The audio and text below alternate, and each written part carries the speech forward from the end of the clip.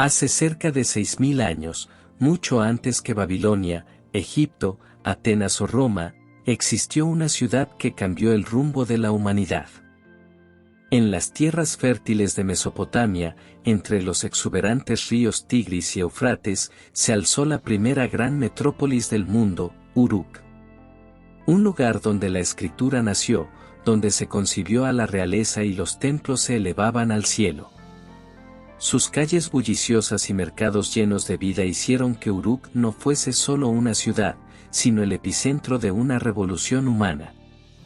Fue aquí donde el hombre inició sus pasos hacia la urbanización y la organización social compleja.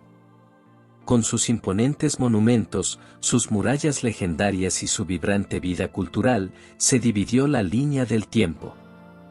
Otros asentamientos habían sido creados mucho antes que Uruk, pero si bien han sido calificadas como ciudades, ninguna de ellas llegó a convertirse en una metrópolis, haciendo de Uruk la primera gran urbe de la humanidad. El hombre en la tierra, presenta. Uruk, origen de la realeza, origen de la historia.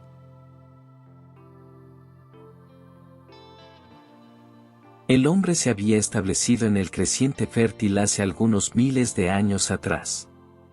Muchos emigrarían a otras tierras tan distantes como el lejano Oriente, Australia, e incluso América, pero otros tantos hicieron del cercano Oriente su hogar. Una tierra fecunda, con un clima agradable y abundante agua dulce, fueron motivos suficientes para asentarse allí. Si bien fue en África donde aparecieron y evolucionaron los primeros Homo sapiens, es en el creciente fértil donde se da inicio no solo de la historia, sino también de la complejidad urbana, la organización política y la economía diversificada tal y como la conocemos hoy. Los primeros asentamientos estaban conformados por una familia que iba en aumento. Con el correr de los años, se convertían en aldeas de varias docenas de miembros, todos parientes. Estos obedecían un sistema tribal y eran liderados por un patriarca. A medida que una generación tras otra aprendía a cultivar la tierra, la población aumentaba cada vez más rápido, haciendo que esos asentamientos se volvieran atractivos para grupos de errantes deseosos de ser admitidos. Poco a poco esas aldeas fueron creciendo de tal modo que se convirtieron en ciudades. En ese punto ya no podían ser gobernadas mediante un sistema tribal. Los vínculos familiares se iban alejando al paso que se multiplicaba la población, y la admisión de clanes ajenos reflejó aún más la ruptura parental. Pasaron a ser grupos de personas sin lazos consanguíneos, que debían unirse y trabajar en armonía para optimizar la obtención de alimentos y defenderse de agentes extraños. Para mantener la paz y fortalecer la cooperación era necesario elegir un líder, que por lo general era alguien que ejercía cierta autoridad, como aquellos individuos que poseían grandes extensiones de tierras cultivadas. La ciudad de Uruk se fundó alrededor del año 4000 a.C. Era un pequeño asentamiento que gradualmente se fue expandiendo, alcanzando su máximo esplendor entre los años 2900 y 2350 a.C. Estaba situada en el sur de Mesopotamia, específicamente en la región sumeria, en una llanura aluvial cerca del río Eufrates. En esa zona históricamente fértil se desarrolló la agricultura y la ganadería a gran escala, haciendo de Uruk un centro clave para el comercio y la cultura. Su cercanía con el río les permitió mejorar los sistemas de irrigación que se habían creado mucho antes en otras comunidades del creciente fértil, logrando aumentar por mucho la producción agrícola. Construían diques, canales y reservorios para llevar agua a los campos, posibilitando cultivar grandes extensiones de tierra y generar cantidades enormes de alimentos. Por otra parte, los habitantes de Uruk desconocían de dónde venían las vitales aguas del río. Tampoco sabían por qué se desbordaba en algunas estaciones y no en otras, ni por qué las inundaciones eran escasas en algunos años y desastrosas en otros. Se les hizo sensato pensar que todo era obra de seres mucho más poderosos que los hombres ordinarios, dioses, y que éstos vivían en los cielos y generaban las lluvias a su antojo. Las fluctuaciones de las aguas no parecían obedecer ninguna lógica, de hecho, eran totalmente aleatorias. Era fácil suponer que estos dioses eran impulsivos y caprichosos, aunque enormemente poderosos, y que debían ser consentidos para que dispusiesen la cantidad justa de agua, ser tranquilizados cuando estuviesen enfurecidos y conservar su buen humor cuando estaban felices. Fue allí que el hombre ideó rituales en que los dioses eran interminablemente exaltados. Intuyeron que lo que agradaba al hombre, también agradaría a estas divinidades, y por ello les brindaban alimento. Estos no lo comerían, pero el humo de los alimentos cocinados, incluyendo los animales recién sacrificados, ascendía a los cielos, y con el aroma, estos seres superiores se sentirían satisfechos. Pero las calamidades seguían ocurriendo a pesar de las ofrendas. Poco tiempo tardaron los líderes sumerios en dedicarse a crear templos para la adoración de estas deidades. Los primeros templos habían sido construidos cientos de años antes en poblados como Eridu y Tel Es-Sawán, pero en la ciudad de Uruk estos alcanzaron un nivel de grandiosidad nunca antes visto. Eran construidos con ladrillos de barro, que era un material abundante en la zona y muy práctico para la construcción, y luego eran decorados finamente con mosaicos y columnas. Allí la gente común podía entrar para realizar rituales, ofrendas y oraciones. Aquellos líderes que habían sido escogidos por los grupos para mantener la paz y la armonía, se convirtieron en los sacerdotes que regentaban los templos, adoptando una imagen de gran autoridad. Eventualmente los templos se convirtieron en núcleos de actividad económica, administrativa, social y cultural. Los sumerios, abrumados por el crecimiento imparable de esas funciones, se vieron en la necesidad de crear un sistema contable que les permitiera controlar de manera más efectiva las transacciones y los recursos. Esto llevó al desarrollo de lo que para muchos ha sido el invento más trascendental de la humanidad, la escritura. Si bien la función primigenia de los templos seguía siendo el culto a los dioses, sus actividades complementarias iban mucho más allá. Los sacerdotes controlaban las grandes extensiones de tierras agrícolas trabajadas por campesinos y esclavos, y los alimentos producidos eran almacenados en el templo. También había talleres supervisados por ellos, donde se fabricaba una variedad de productos como cerámica, herramientas, textiles y objetos rituales, que eran intercambiados por otros productos de otras regiones. Asimismo, organizaban festivales religiosos y ceremonias públicas que incluían música, danza y banquetes, fortaleciendo la cohesión social y la identidad propia de la ciudad. En el plano cultural, los templos también tenían un papel preponderante pues eran centros de enseñanza que promovían el arte, la literatura y la ciencia. En lo político, los reyes y gobernantes asociaban su autoridad con la voluntad de los dioses, y los templos eran el lugar donde se realizaban los rituales para legitimar su poder. Y era allí mismo donde ponían en práctica la diplomacia para negociar alianzas y resolver conflictos entre ciudades. El surgimiento de la institución monárquica en las sociedades antiguas no está del todo claro debido a la falta de registros históricos de esa época.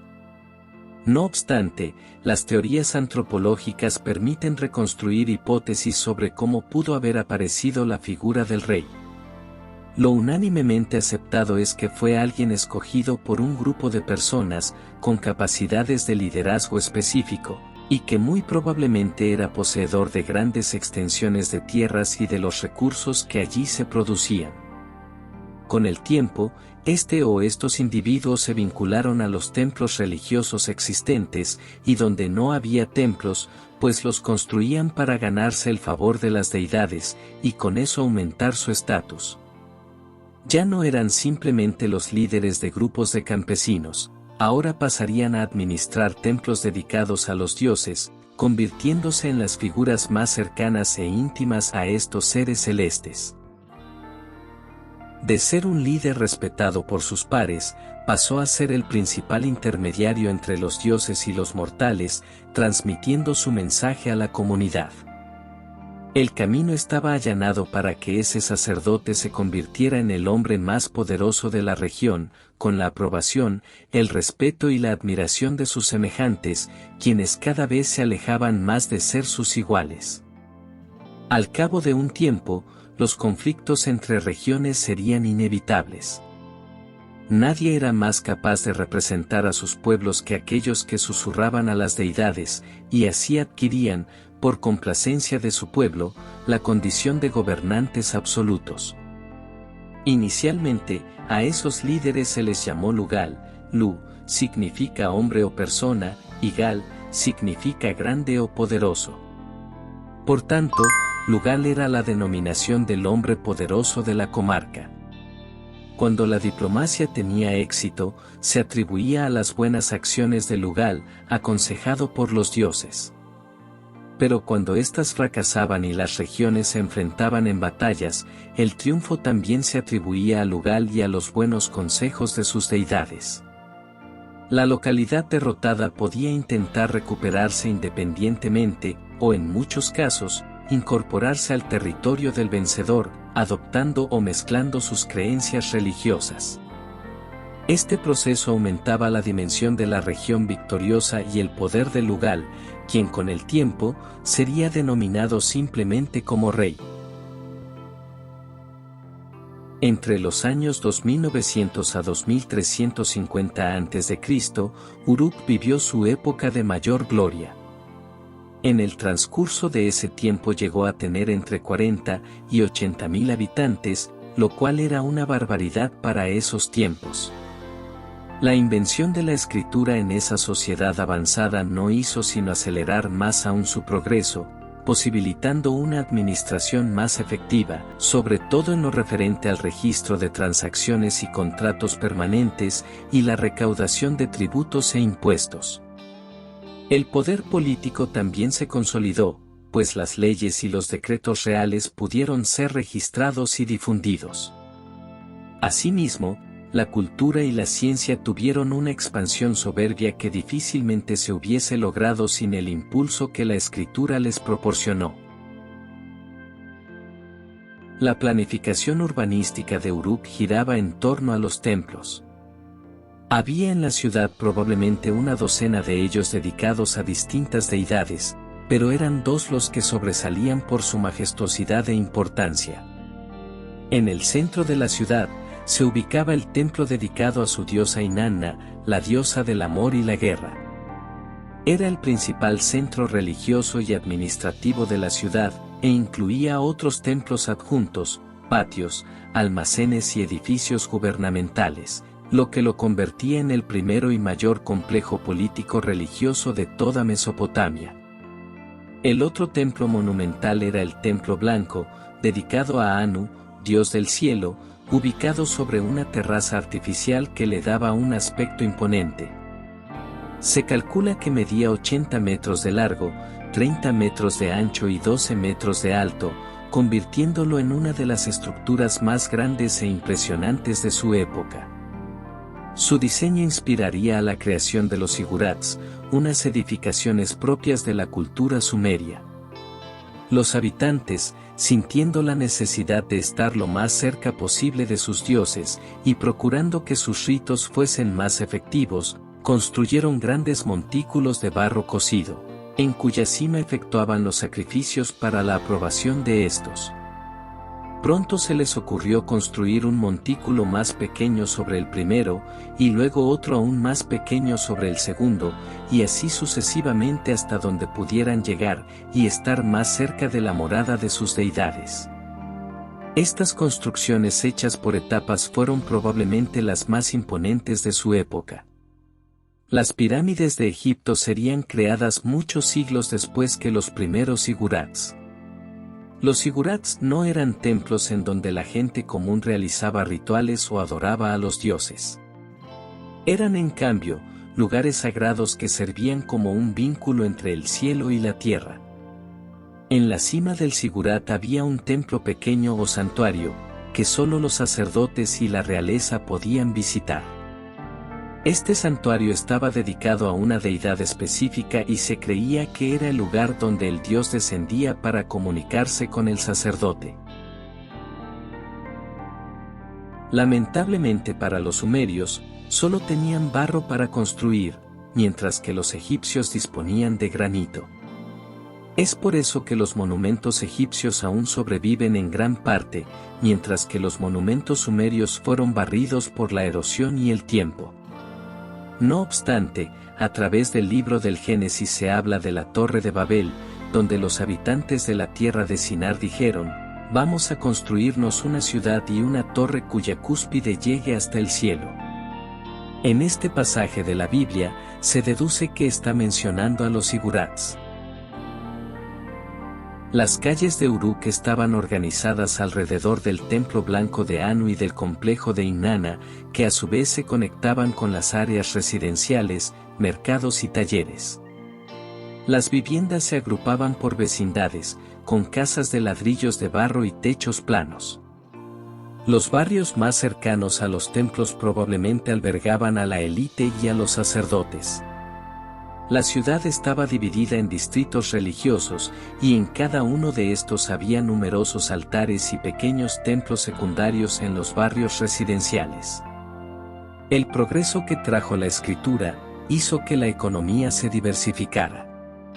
Además de los alimentos producidos en los campos, empezó a desarrollarse la artesanía, el comercio y la administración, y con ello la especialización del trabajo era común, con personas dedicadas a oficios específicos como la alfarería, minería, metalurgia, carpintería, textilería, e incluso en las artes como la música y esculturas. Sus actividades comerciales conectaban Mesopotamia con otras regiones como el Golfo Pérsico, Anatolia y el Mediterráneo, generando un sano y creciente intercambio de bienes, ideas y tecnologías.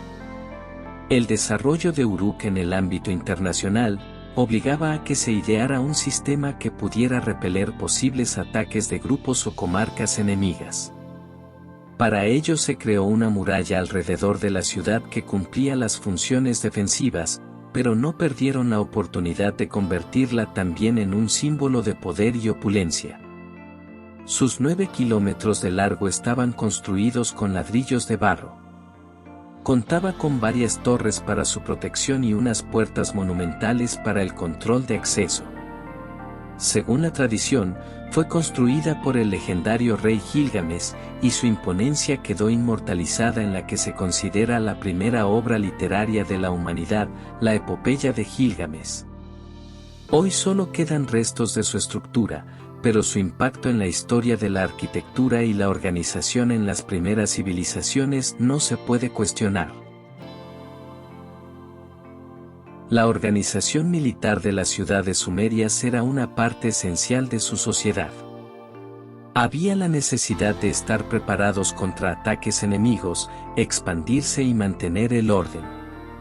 Con un ejército compuesto por soldados profesionales y reclutas, equipado con lanzas, arcos, escudos e incluso carros de guerra, Uruk era una fuerza formidable en el mundo mesopotámico.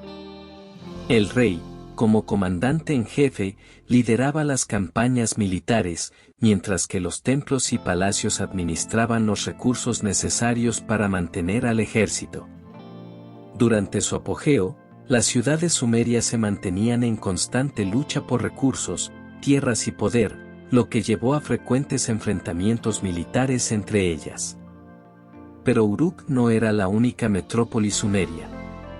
Las ciudades de Ur, y de Kis, si bien no tenían el poder económico de esta, disponían de un enorme desarrollo científico, cultural y político-militar, e intentaban rivalizar con Uruk por el control del sur de Mesopotamia.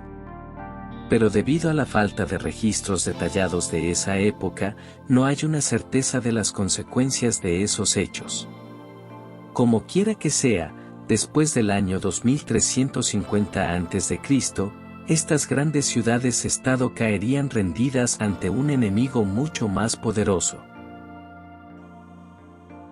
Para el año 2334 a.C., la gran ciudad de Uruk caería ante el ataque de los acadios, liderados por su poderoso rey Sargón de Akkad.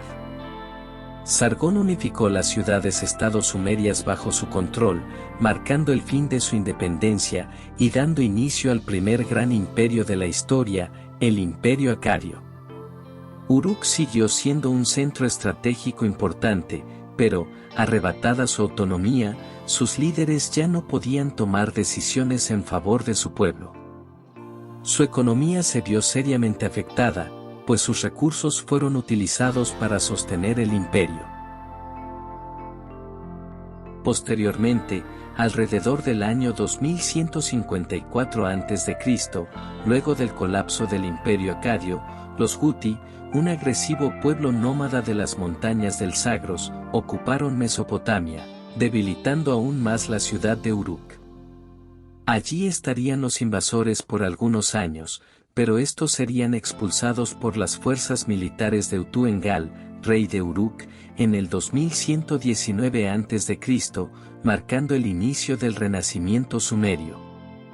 Alrededor del año 2004 a.C., los elamitas, un pueblo de la región de Elam, cercano al Golfo Pérsico, quienes históricamente habían tenido una relación tanto de aliados como de enemigos de Mesopotamia, deciden conquistar la región, pero si bien no fue un dominio prolongado, sí tuvieron una serie de incursiones y ocupaciones temporales, causando un cambio en la identidad cultural e influenciando sensiblemente en las decisiones políticas de la región. Con el transcurso de los años, otra serie de factores ambientales como la salinización de los suelos debido a la agricultura intensiva y el riego inadecuado, además de cambios en el curso del río Éufrates que afectaron el acceso al agua y la fertilidad de las tierras, causó serias dificultades para la supervivencia de la población de Uruk. Esta serie de procesos continuos motivaron otros hechos que debilitarían aún más la región. A su misma vez, otros poblados empezaron a fortalecerse de forma progresiva, acelerando la decadencia de Uruk.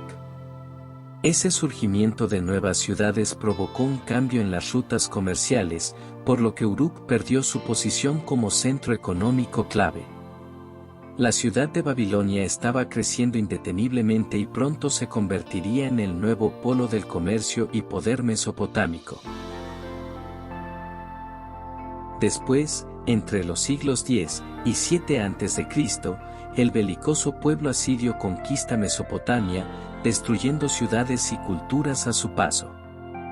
Luego de la caída asiria, la región sería nuevamente conquistada, en este caso por los persas aqueménidas, liderados por Ciro el Grande, en el año 539 a.C., y donde se mantendrían hasta el año 331 de la misma era, cuando la irrupción de Alejandro Magno y sus tropas hizo retirar a los aqueménidas.